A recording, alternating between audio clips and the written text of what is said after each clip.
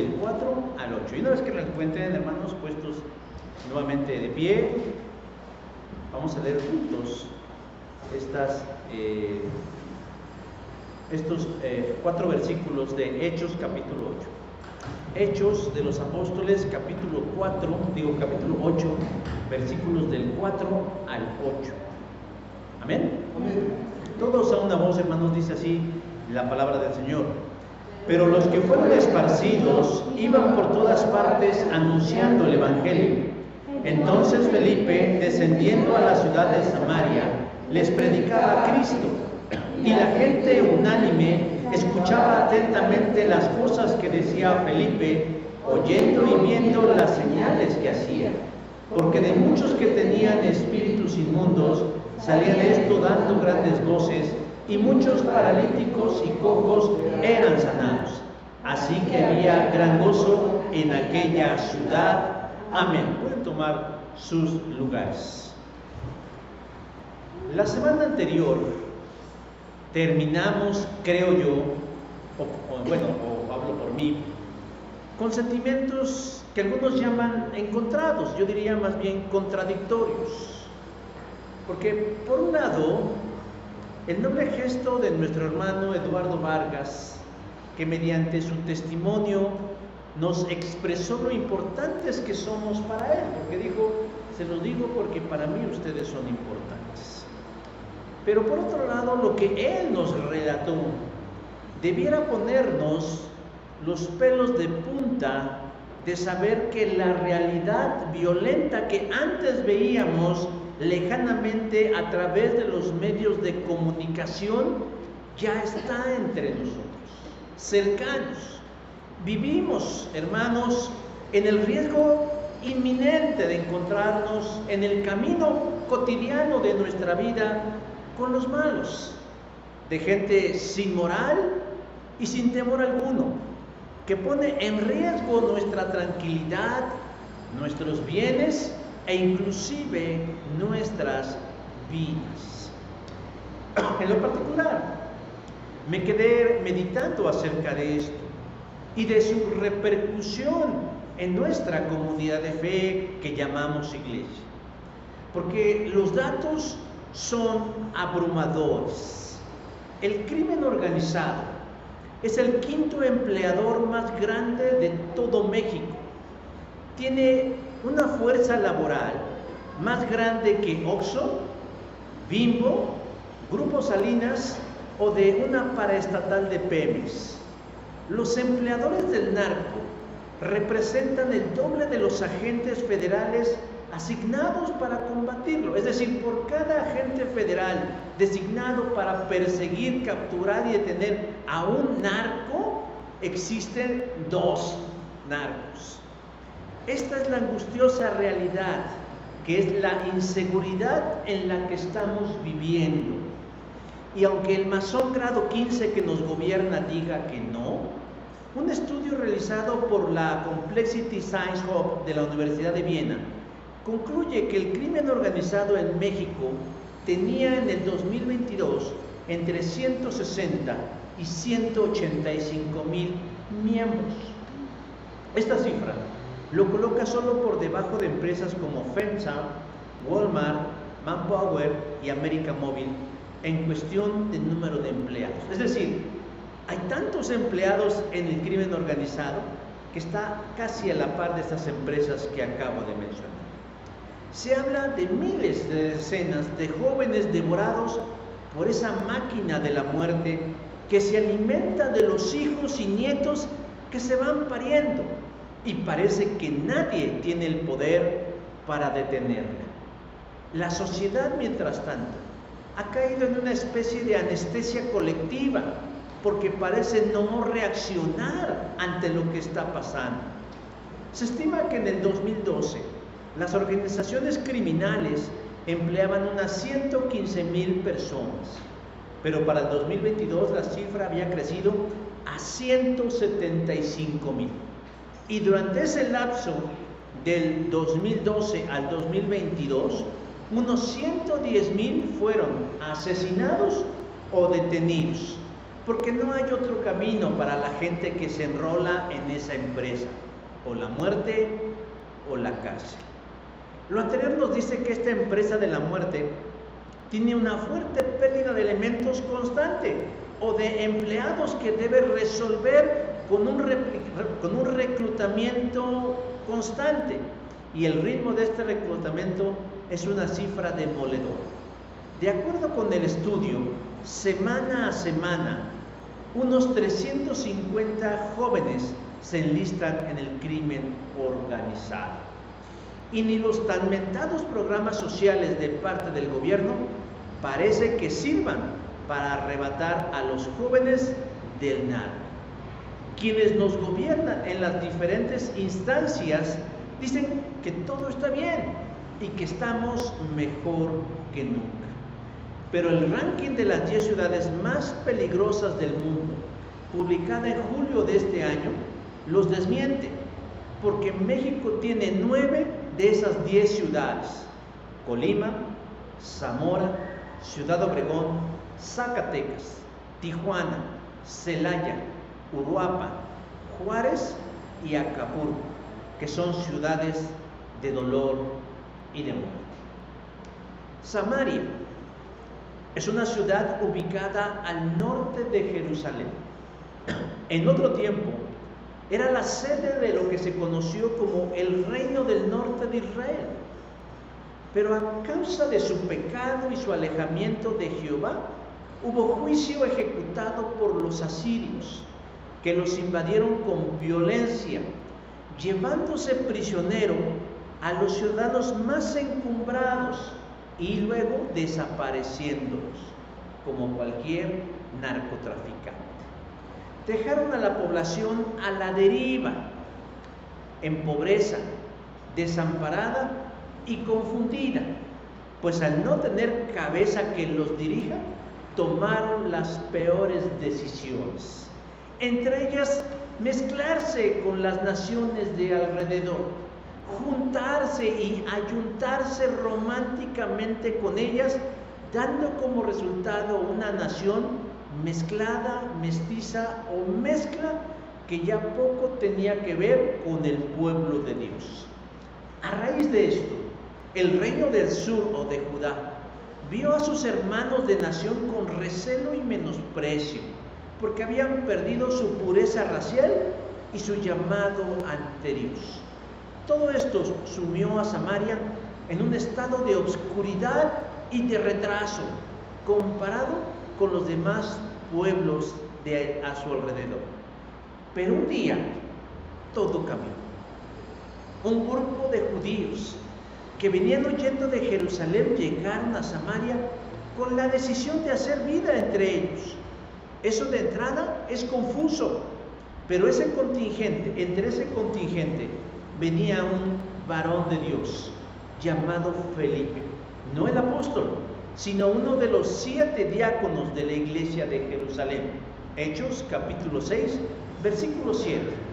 Y la llegada de este contingente cambiaría la realidad de Samaria, al punto de que Lucas el evangelista y el autor del libro de los Hechos describe a Samaria como la ciudad de la alegría, versículo número 8, y había gran gozo en aquella ciudad.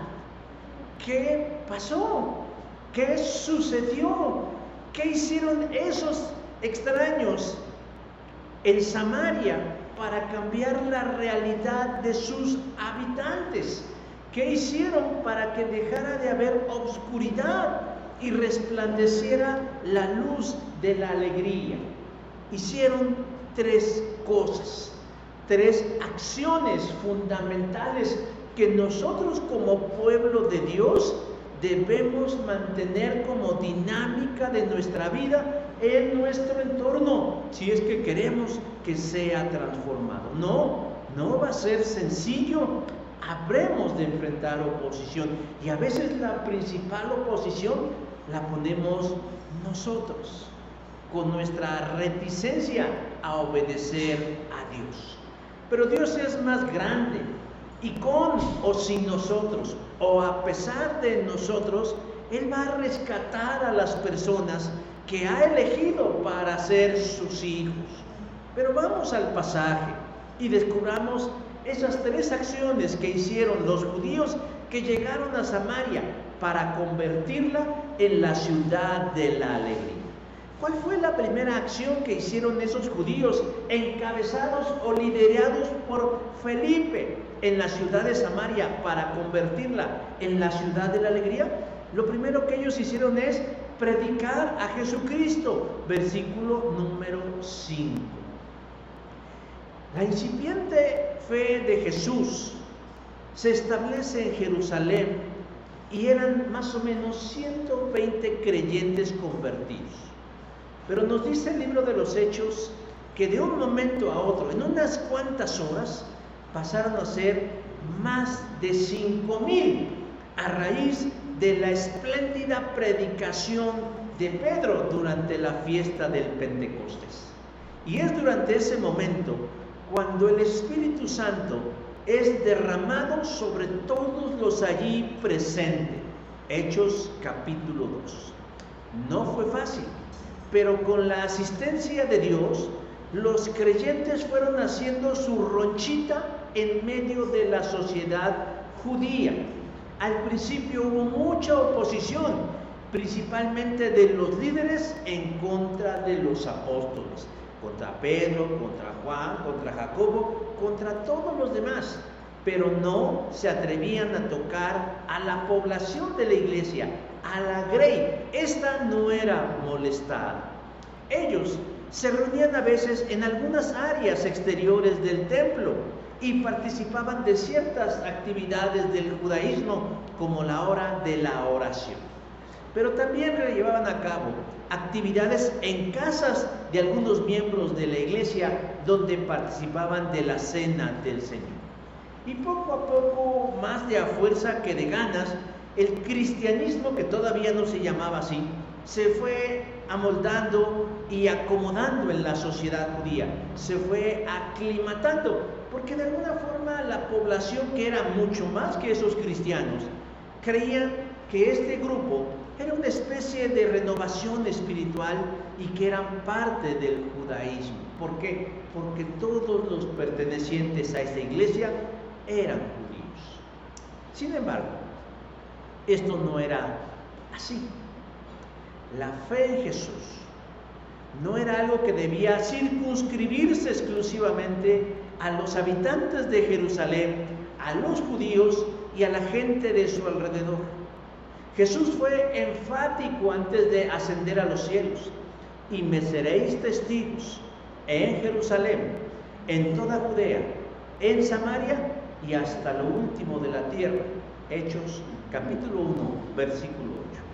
Se puede decir que la iglesia estaba faltando a su espíritu misionero que Jesús le asignó, porque no se ve que hagan algo en relación de esa situación. Están muy Agustín e Iturbide ahí, disfrutando acerca de su vida espiritual en Jerusalén.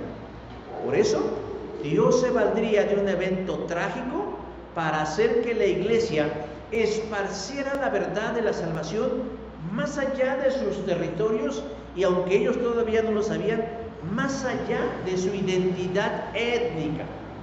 Esteban fue elegido junto con otros para prestar un servicio en la iglesia, servir las mesas de las mujeres viudas y de los huérfanos.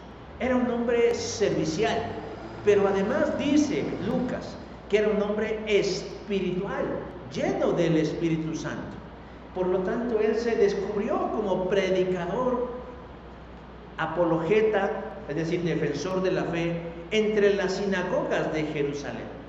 En una ocasión visitó una de ellas y debatió magistralmente con los líderes religiosos y les demostró a través de las Escrituras que Jesús es el Cristo y que ellos lo habían matado, pero que, contrario a su plan, todo eso había redundado en la salvación de todo aquel que cree en Jesús. Hechos capítulo 7.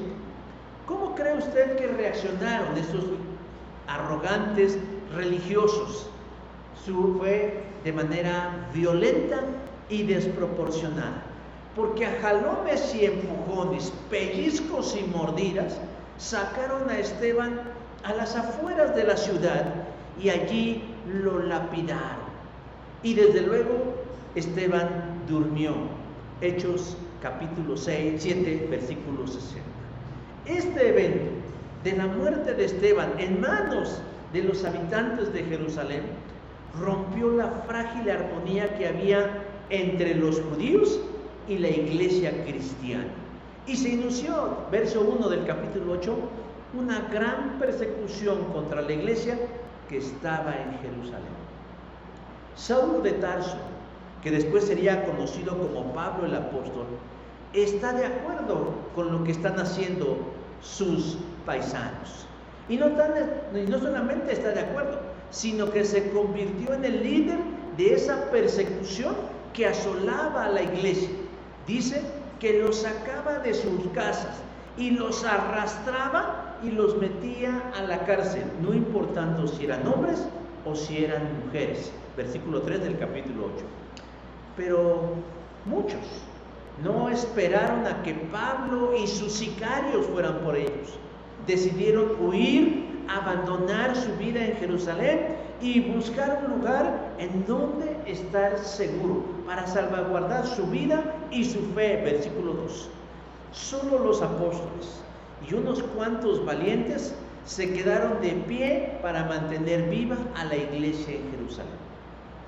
Algunos de esos autoexiliados a causa de la amenaza llegaron a la ciudad de Samaria. Entre ellos, como dije hace un rato, Felipe, el diácono de la iglesia.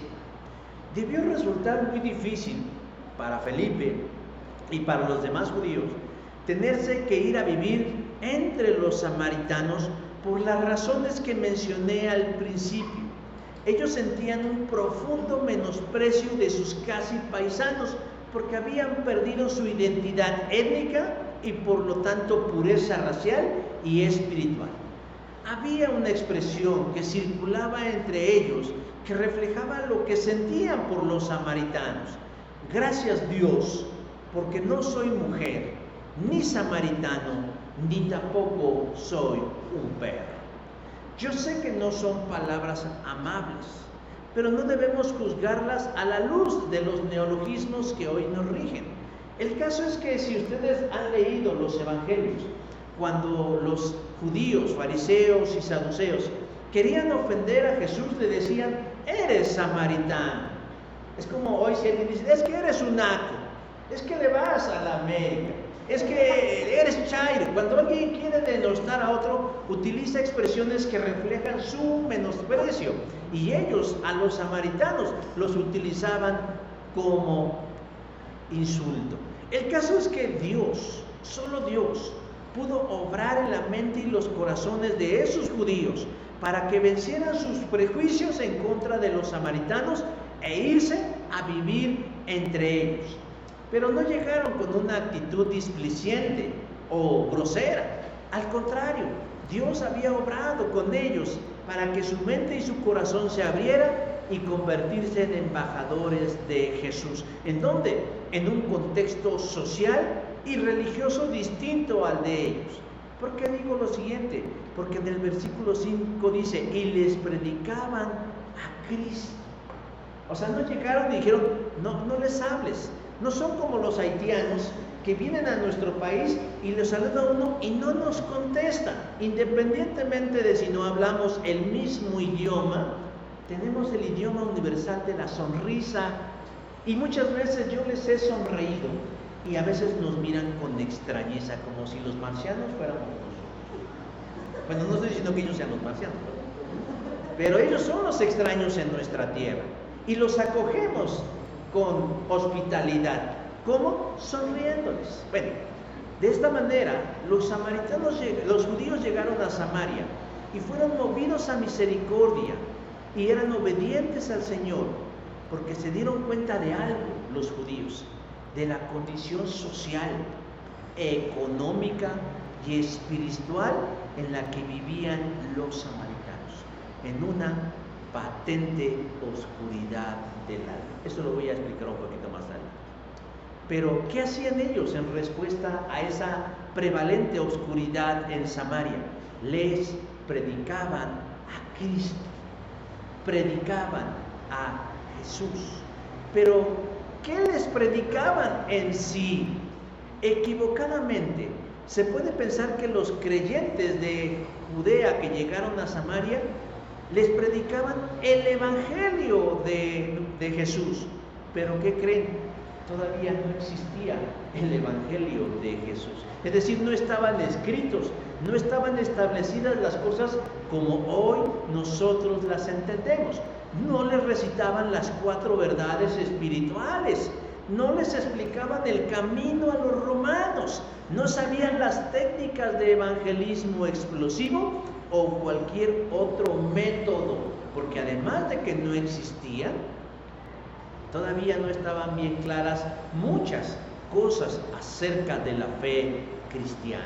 Además de que la evangelización no podemos reducirla a una fórmula, porque lo que está en juego, mis hermanos, es un alma y no un adoctrinamiento ideológico. Pasarían algunos años para que los creyentes del primer siglo elaboraran un credo como tal. ¿Qué es un credo? Pues lo que yo creo, ¿no? En relación a algo. Es San Pablo, y no la farmacia, quien en su primera carta a la iglesia de Corintios leemos el primer credo elaborado para las iglesias cristianas, que dicen: Cristo murió por nuestros pecados, conforme a las Escrituras, que fue sepultado y que resucitó al tercer día, conforme a las Escrituras. Primera a los Corintios, capítulo 15, versículos 3 y versículo 4. En esencia, eso es el evangelio. Pero los judíos que llegaron a Samaria en ese momento todavía no tenían eso. Y entonces, ¿qué le predicaban? Lucas lo dice muy claramente: a Cristo, a Cristo. ¿Qué es lo que ellos daban? Su testimonio de conversión. ¿Cómo es que ellos habían llegado a creer en Jesús para salvación y vida eterna? Algo tan sencillo. A veces a nosotros se nos hace tan complicado que rechazamos de manera automática la idea de ir a evangelizar, porque decimos: yo no sé qué decir, no he recibido adiestramiento o entrenamiento. A lo mejor algunos sí, y esos tienen más herramienta, pero a veces podemos empezar por lo más sencillo: hablar de lo que Cristo ha hecho en mi vida. Yo sé, y lo he dicho en otras ocasiones, que un testimonio por sí mismo no convierte a nadie, pero sirve, hermanos, como semilla para sembrar la inquietud de poder conocer más. En este caso, Felipe iba con ellos y ellos compartían lo que Jesús había hecho en su vida.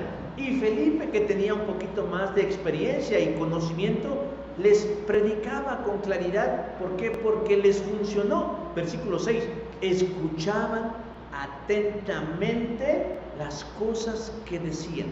¿Quién abrió el corazón de esas personas? Felipe abría sus labios y hablaba de Jesús, pero Dios abría los corazones de ellos. Tal como lo diría Martín Lutero: mi trabajo es llevar el evangelio a los oídos, y el trabajo de Dios es llevarlo a sus corazones. De tal manera que en esta mancuerna a nosotros únicamente nos toca hablar, y al Señor le toca convertir, rescatar, salvar, redimir, convencer. La llegada de la verdad a los samaritanos trajo una bocanada de aire fresco, de esperanza y de luz a las vidas de quienes lo oyeron y creyeron acerca de Jesús. En cuanto al cristianismo evangélico, hoy en día ya está presente en nuestra sociedad. Ya somos parte de la comunidad, y nuestra comunidad sigue estando en tinieblas de muerte y destrucción. Y yo no quiero caer en ese papel de criticar de manera per se a mis hermanos que sirven en otras iglesias, pero a veces en mi viaje que me doy en la semana en diferentes congregaciones y escuchar sus predicaciones, de lo que yo me doy cuenta es que el tema que tratan son puras banalidades. asuntos menores que pueden resolverse. Es decir, vamos a predicar por qué nos enojamos entre nosotros. Eso no le aporta nada al reino ni a la eternidad. Vamos a predicar acerca de la falda y el pantalón. Eso tampoco le abona a la eternidad. Vamos a hablar acerca de lo mal que se ven las mujeres con el pelo pintado o con las uñas largas. Eso tampoco le abona a la eternidad. Hermanos, debemos hablar de Jesús y del reino de Dios. Si queremos llenar nuestro entorno de alegría, tenemos que predicar a Jesús. Tenemos que hablar de Jesús de la forma que usted considere más conveniente y que le resulte más fácil, ya sea a través de un perfil en una red social, ya sea a través de la música que escucha en su automóvil o en su casa, o de la manera en cómo se conduce por la vida, o de si le hacen una pregunta referente a asuntos importantes. Pero indudablemente tenemos que sembrar la semilla, el hambre y la sed por conocer y hablarles de Jesús. ¿Por qué? Porque los samaritanos tuvieron alegría cuando oyeron hablar de Jesús. La segunda cosa que hicieron estos judíos que llegaron a Samaria y convirtieron esta ciudad en una ciudad de alegría es que hacían hechos. Bueno, Dios hacía a través de ellos hechos portentosos, versículo 6, viendo las señales que hacían. Hace un rato yo decía que cuando los judíos llegaron se encontraron con un panorama sombrío. Yo no sé si algunos de ustedes han visto una película para niños que se llama Trolls, la 1, porque creo que hay 2. En la película 1, los trolls son unos personajes de alegría. O sea, siempre están contentos, felices, dichosos, ríen, cantan y gozan, salvo algunas excepciones. Pero ellos tienen una amenaza que se cierne sobre ellos, y es el mundo de los vertenos, es decir, un mundo gris, triste, sombrío, oscuro. Yo recuerdo que hace algunos meses iba yo con Mía, que era más chica, íbamos por la colonia donde vive mi papá ahora, y de pronto andábamos por la calle y ella en su inocencia me dijo: papá, esto se parece al mundo verteno. Y la verdad es que sí. A veces las calles de nuestras colonias son horribles y parece que la gente se empeña en que sean horribles, sucias, descuidadas, en el abandono total. No dan ganas de caminar por esas calles.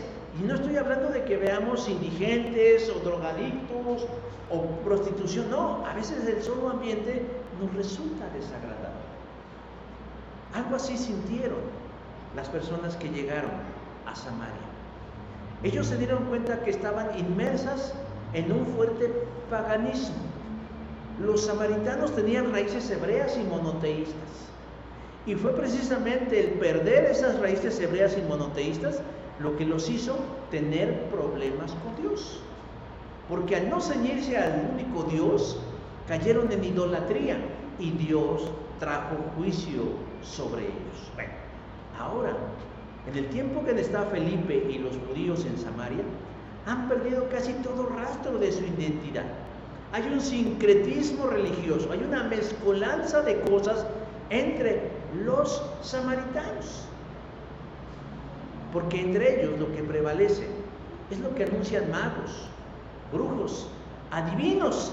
Hay un obscurantismo severo en la vida de los samaritanos que no les ha dado una mejor, valga la redundancia, calidad de vida. Si ustedes tienen la curiosidad de leer después del versículo 8, ustedes se van a dar cuenta que habla de esa situación, de Simón, un hombre dedicado a la brujería y que tenía una gran influencia sobre ellos. La gente se fascinaba con las enseñanzas de este hombre, al punto que dice el versículo 9, lo consideraban alguien grande. La gente se reunía a su alrededor y quedaban maravillados por sus palabras y por sus acciones. Y terminaban diciendo, versículo 10 del capítulo 8, este es el gran poder de Dios. De veras que quien no conoce a Dios, no solo a cualquier piedra se le hinca, sino que a cualquier pelagatos les da honor y gloria.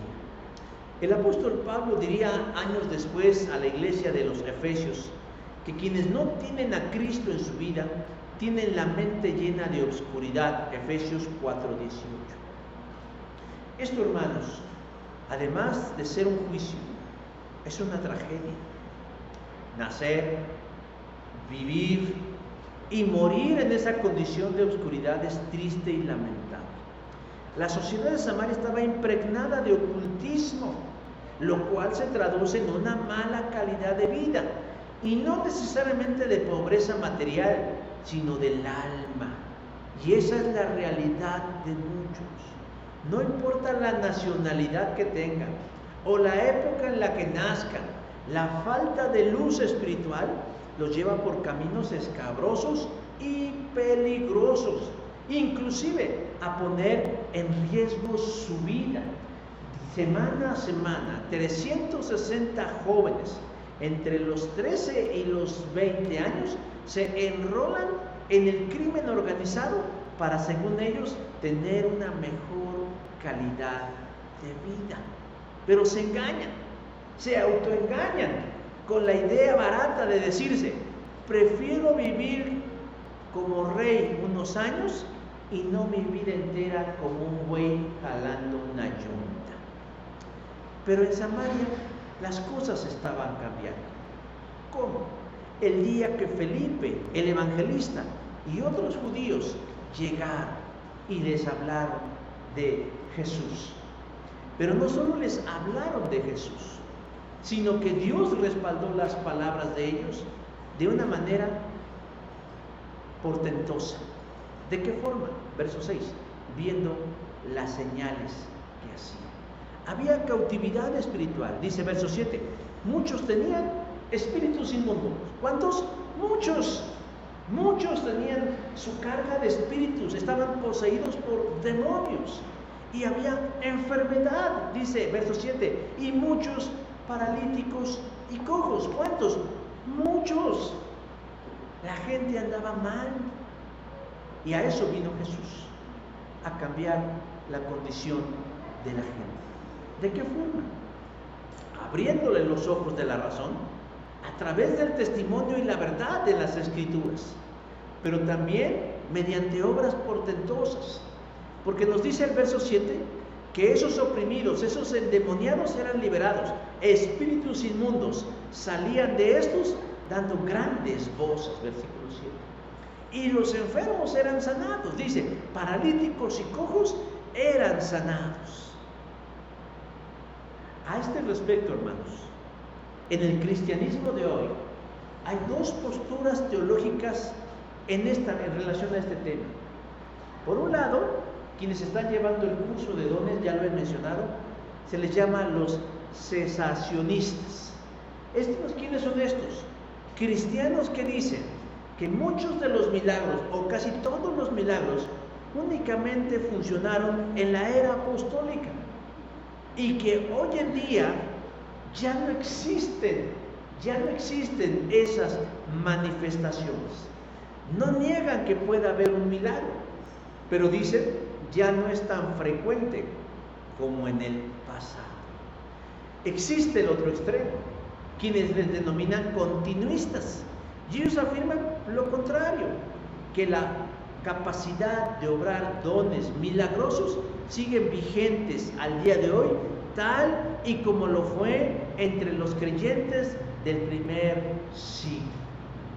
Yo creo que ambas posturas tienen algo de verdad y algo de error, pero lo que no podemos dejar de lado, mis hermanos, es que Dios es el mismo ayer, hoy y por los siglos. A mí algo que me ha maravillado y me sorprende, y todavía tengo que reconocer, soy un tanto escéptico, es que cuando yo leo la Guía Mundial de Oración, que está enfocada a los países del Oriente, es decir, en el mundo islámico, a veces en las reflexiones vienen testimonios que nos sorprenden, como por ejemplo la vez que a un joven le cortaron un brazo y el brazo le volvió a salir. Eso, hermanos, realmente dirían, pues ni que fuera lagartija. ¿no? Ya ven que a la griega se le corta la cola y le vuelve a salir la cola. Bueno, cuando yo escucho eso, yo digo, ¿en serio? ¿Les cae de veras? ¿Neta? ¿Creen que si a alguien le cortan el brazo, le va a salir un brazo nuevo? Bueno, yo no tengo por qué dudar de los hermanos, no tendrían por qué quererme engañar, y pese a mi escepticismo con el que debo batallar, la realidad es contundente. Bendito sea Dios por aquel que le cortaron el brazo y le volvió a salir. Y dirán algunos, ¿y por qué acá no sucede? No lo sé, no tengo una respuesta. Pero no debemos dudar que Dios tendría la capacidad de hacerlo. Él tiene la capacidad, no la ha perdido, de obrar portentos y maravillas. Y no está mal, hermanos, que nosotros le pidamos al Señor que respalde nuestras acciones con señales de esa naturaleza. Que oremos por salud, que oremos por libertad, que oremos por prosperidad, que oremos porque las cosas cambien y sean mejor, pese a las circunstancias que nos rodean, pese a quien nos gobierne o nos desgobierne, pese a quienes nos manden o a quienes nos encontremos. Que Dios respalde mediante acciones poderosas, que somos su pueblo y que somos sus hijos. Y dejemos a criterio de Él si es conveniente hacerlo o no, pero que nuestra fe, hermanos, no se achique, no se arrugue, no se empequeñezca si las cosas no son como nosotros queremos. Porque la salvación, hermanos, de nuestro entorno depende de Él, de Él, de Él. Pero lo que sí vemos en el pasaje es que señales y milagros trajeron alegría a la ciudad donde Cristo es predicado. ¿Cuál fue la tercera cosa que hicieron estos creyentes judíos encabezados por Felipe para traer alegría a Samaria? Trajeron libertad. Libertad, versículo 7. Salían de estos dando grandes voces. La condición de la gente, ya dije, en Samaria era mala. Había mucha opresión espiritual. Muchos que tenían espíritus inmundos. Yo no sé si ustedes han conocido de primera mano o a través de otros, pero una persona que vive bajo la opresión de un demonio o un espíritu inmundo, vive una vida mala. Ya que les recomendé la película de, es un documental de La Luz del Mundo, les voy a recomendar la serie de Los Elegidos o de Chosen. Y el primer capítulo habla de María Magdalena. Y lo que ellos quieren transmitirnos es el infierno que vivía María Magdalena al punto de quererse quitar la vida. Alguien que vive en una condición así no puede sentirse feliz. Porque saben, una posesión demoníaca comprende tomar control de un cuerpo, pero no de la voluntad. Es decir, el demonio obliga al cuerpo a hacer cosas que la voluntad no quiere hacer. Y debe ser un tormento tremendo hacer las cosas que no quieren hacer y ser testigos de que están siendo utilizados por esos espíritus inmundos. Y aquí el texto nos dice que muchos tenían esa condición. Había otros que tenían enfermedad y enfermedades limitantes, muchos paralíticos y cojos, versículo 7. Yo me acuerdo en una ocasión, en las visitas cuando mi mamá vivía, que decía, ayúdame a sentarme en aquel quicio, porque veo que hay mugre y quiero limpiarlo. Pero nadie le ayudaba, porque decía, no, luego. Y yo me quedaba pensando, qué difícil debe ser para alguien, para quien sea, porque nos puede suceder a cualquiera, el perder la capacidad de decidir a dónde quiero ir y dónde me quiero sentar y dónde me quiero mover. Y tener que esperar a la buena voluntad de un hijo, de un nieto, de un sobrino, de un hermano o de alguien que me ayude para poder vivir. Eso, hermanos, es una atadura. Eso, hermanos, es pérdida de la libertad. Y hermanos, hay otra cosa importante, de las que casi nunca se habla. ¿Y sabe qué son? La familia de los endemoniados y la familia de los enfermos que sufren con ellos. Porque los enfermos y los poseídos tienen familia. y la familia sufre con ellos, y también hay un sufrimiento y hay cautividad en todos aquellos. Por lo tanto, podemos decir, la condición de esa gente es de esclavitud. Están atados por una opresión espiritual, están atados por una enfermedad, afectando todos los aspectos de la vida. ¿Cómo decimos entre nosotros? Cuando hay enfermo en casa, híjoles, lo que se vive ya no es vida.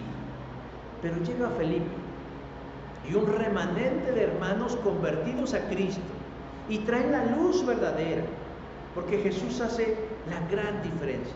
Primero, predicando de Jesús. La gente conoce acerca del Mesías, y la palabra Mesías en hebreo o Cristo en griego significa que libertador. Libertador. Felipe llegó hablando de Jesús. Dios respaldó sus obras mediante grandes señales. Y todo eso, hermanos, redunda en algo importante, en algo que el ser humano anhela de una manera impresionante, y es la libertad. ¿La libertad de qué? De eso que nos ata y que nos mantiene prisioneros. Yo sé que últimamente he mencionado algo sobre el libre albedrío, y he dicho que algunos lo usan como un argumento para justificar su pecado, pero que en realidad la Biblia nunca habla del libre albedrío. No estoy diciendo que no exista, pero la Biblia no enseña el libre albedrío, porque la gente cree equivocadamente que tienen la libre elección de hacer lo que quieran. ¿Y qué creen? No es así. Aquí tenemos un ejemplo claro. ¿Usted cree que la gente de Samaria no quería un destino distinto? ¿Una forma de vivir distinta? ¿Una forma de estar mejor? ¿Y qué creen? Que no podían. Por más que quisieran, no podían. El libre albedrío era solo una ilusión. Era solo una ilusión. Ellos deseaban estar mejores, pero no había una opción. No existe. Y ellos no pueden crearla. No pueden, porque no están ellos. Pero cuando llega Felipe, que no fue iniciativa de Felipe, sino de Dios, entonces aparece una alternativa dada por Dios llamada Jesús. Y ahora sí, solo les queda elegir entre lo bueno y lo malo, entre Jesús o la vida que quieren. Esta semana sigue una página que se llama Radical Tláhuac. Siempre tenemos desencuentros, el autor de la página y yo, porque yo le critico su socialismo y él siempre me lo quiere refutar con frases hechecitas. Y pone, he aquí los 3 candidatos de Morena, las 3 opciones de Morena candidatos para la ciudad: Hugo López-Gatell, Clara Brugada y se me fue el tercero. Omar García Harfuch. Y le puse el cómplice de García Luna, Omar García Harfuch, el doctor muerte, Hugo López-Gatell, y Clara Arrugada, que ha sido una cacique en Iztapalapa y que no ha cambiado las condiciones. Digo, me estás pidiendo que elija yo entre cáncer o gangrena. ¿Usted de qué quiere enfermarse? ¿Quiere cáncer, gangrena o sida? Pues no. Todas las opciones son malas. En el caso de los samaritanos, todas sus opciones eran malas. Pero cuando llega por providencia divina Felipe y los demás hermanos, entonces se abre una alternativa dada por Dios. Por eso no existe el libre albedrío, porque el libre albedrío implicaría que yo me creo mis opciones. Pero Dios no nos da esa libertad, sino Él nos ofrece las opciones. ¿Y qué hace? Le hablan de Jesús a la gente. Y la gente cree. Y la gente abraza la fe en Jesucristo, porque era voluntad de Dios, salvando tanto su alma como su cuerpo físico. Porque la palabra griega de la que se traduce salvo o salvación es osó. Y sozo es una palabra polisémica, significa que implica varias cosas. Por ejemplo, implica la salvación espiritual, pero implica también la sanación de las enfermedades, en los aspectos espirituales y en los aspectos físicos. Esta gente tenía motivos para ser feliz, pero no tenían opción ni alternativa. Solo hasta que llegó Felipe y les mostró el camino de la fe, es cuando ellos pudieron escapar de la esclavitud de los demonios y de los males que aquejaban sus vidas. Creer en Jesús trae salvación y vida eterna, y una diferente, y una distinta, y una mejor calidad de vida a todo aquel que cree. Dios en su providencia mueve los corazones y las voluntades a creer en Jesús. Y solo en Jesús hay libertad. ¿De qué? De lo que nos oprime, de lo que nos esclaviza y nos libera. No para hacer lo que queramos, sino para hacer el bien, que es la voluntad de Dios. Jesús dijo y anunció que conforme nos vayamos acercando al final de los tiempos, la maldad irá en aumento y la fe de muchos se enfriará. Mateo 24:2. En otras palabras, el mundo en el que vivimos será para nosotros los creyentes un mal lugar para vivir. No obstante, eso no significa que no debamos seguir el ejemplo de Felipe y de aquellos que lo acompañaron a Samaria para llevar luz y verdad, compartiéndolo con aquellos a quienes Dios quiere salvar, y que fueron muchos. Hermanos, que humanamente nos parece imposible cambiar nuestra realidad. Eso solo lo puede hacer Dios. A nosotros nos corresponde hacernos presente, manifestar la luz de Cristo, ser respaldados por Él y ver maravillados lo que Dios puede hacer en medio de una sociedad corrupta, caída y enferma. En esta maquinaria de muerte, el único que puede detenerla es nuestro Señor. Así que tenemos esperanza, tenemos una visión hacia adelante de que Dios tiene el control de todas las cosas, de que Jesús no está esperando un milenio para reinar sobre nosotros, sino que Él reina hoy y Él tiene el control de todo en nuestro entorno. Así que nosotros podemos ser agentes, partícipes, personas e individuos, iglesias o familias que podamos contribuir a que en nuestra ciudad haga su aparición el gozo del versículo 8, del cual nos habla el libro de los Hechos, que dice: así que había gran gozo en aquella ciudad. ¿Por qué? Porque se mostró la luz de Cristo nuestro Señor. Vamos a orar para terminar. Les voy a invitar a que cerremos nuestros ojos y le demos al Señor gracias, Señor, porque nos permites leer tu palabra y entenderla y poderla explicar de una manera que busca ser didáctica y clara, para que comprendamos, Señor, cuál es tu buena voluntad.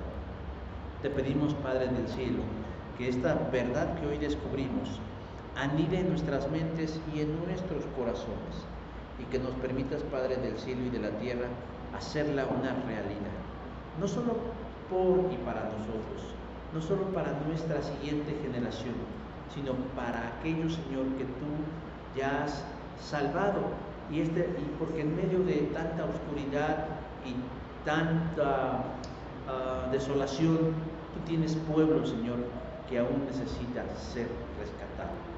Úsanos, Señor, para la gloria de tu nombre. Manifiéstate, Padre Santo, en esta hora, en este lugar y en estas vidas que son los de tus hijos y de tus hijas y de tus siervos y de tus siervas que buscan hacer la voluntad de Dios. Te bendecimos y glorificamos hoy por el nombre de Jesús. Amén. Gracias, hermanos.